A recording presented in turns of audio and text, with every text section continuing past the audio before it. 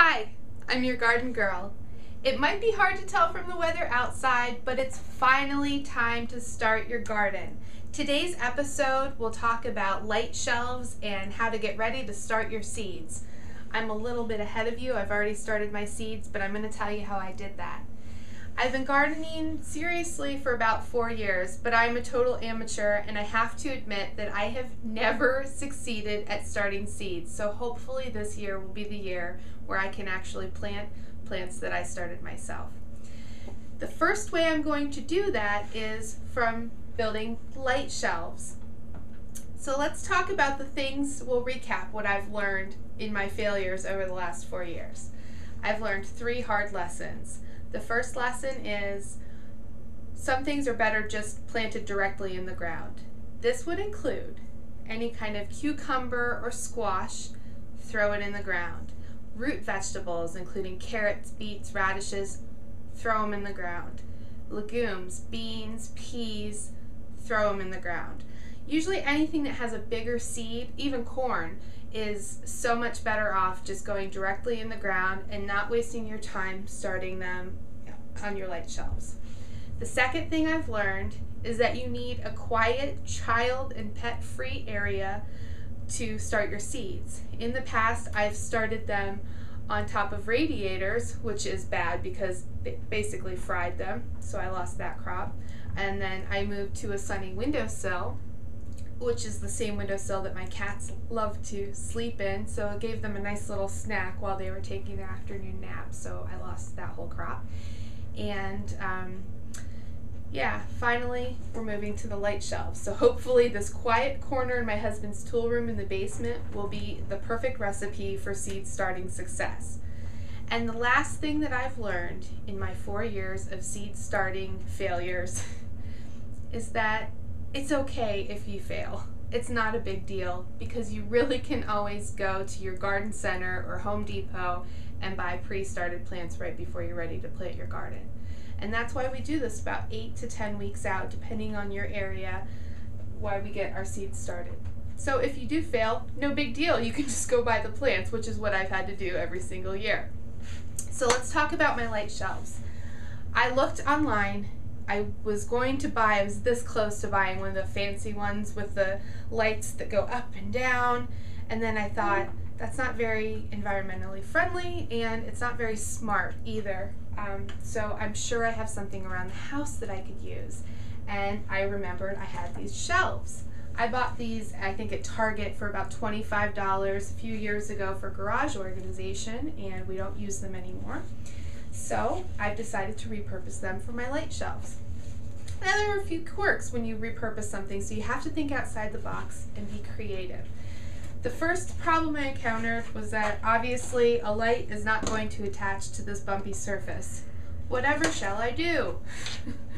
I flipped them over. I'm building them upside down. So I'm using the flat surface to attach my grow lights, and then I put the flats on the bumpy surface. It seems to work. Obviously you see that I've had to make a few adjustments and jury rig a few things, but it's working so far, and it was free. Okay, the second thing that you need to keep in mind when you build your light shelves is that you don't want a lot of space between the top of your seedlings and the light, because they will grow up trying to reach the light and they'll get spindly instead of stocky and sturdy. So as you can see, the lights are really, really close. And I have 2 lights in this flat because, you know, the closer you get the lights, the less light they're going to give off to the plants, so I had to double up. And that seems to be working pretty well. Now you'll notice that these are just regular fluorescent bulbs. The guy at Home Depot told me I don't need the full spectrum lights, that these will work just fine. And obviously they're working because my plants are all still alive after about 2 weeks, so I'm really excited. The next thing you have to keep in mind is, since we are in the basement, it's a little bit colder here, so we need some source of heat, something to keep the bottom of the seeds warm. They need to be at about 80 degrees for really good root development. You can buy the Jiffy greenhouse with this fancy heating mat, which is specifically intended for gardening, for about $32 to $35. But I didn't want to buy like 5 of these. I mean, what's the point? That's a lot of investment. So I do have one from last year, which I've been using, but I've decided to be a little bit creative.